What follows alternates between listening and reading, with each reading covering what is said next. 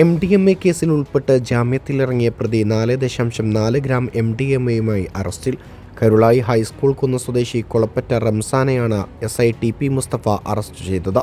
സംസ്ഥാന പോലീസ് മേധാവിയുടെ നിർദ്ദേശാനുസരണം ലഹരി വസ്തുക്കളുടെ വിപണനം, സംഭരണം, ഉൽപ്പാദനം എന്നിവ തടയുന്നതിനായി നടത്തിവരുന്ന ഓപ്പറേഷൻ ഡി ഹണ്ടിന്റെ ഭാഗമായി DYSP Saju K Abraham, CI Sunil Pulickal എന്നിവരുടെ നേതൃത്വത്തിൽ നിലമ്പൂർ പോലീസും ഡാൻസാഫും ചേർന്ന് ഇന്നലെ രാത്രി 7 മണിയോടെ നിലമ്പൂർ ടൗണിൽ നടത്തിയ പരിശോധനയിലാണ് പ്രതി പിടിയിലായത്. 10 ഗ്രാം MDMAയുമായി പ്രതിയെ ഡിസംബറിൽ എക്സൈസ് പിടികൂടിയിരുന്നു. 48 ദിവസത്തെ ജയിൽവാസത്തിന് ശേഷം ജാമ്യത്തിലിറങ്ങിയതാണ് പ്രതി.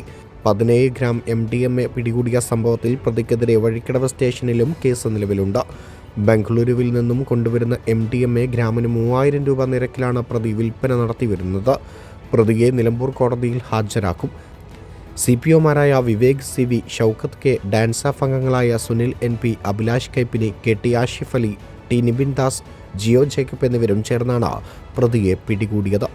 News thread 24 Nilambur.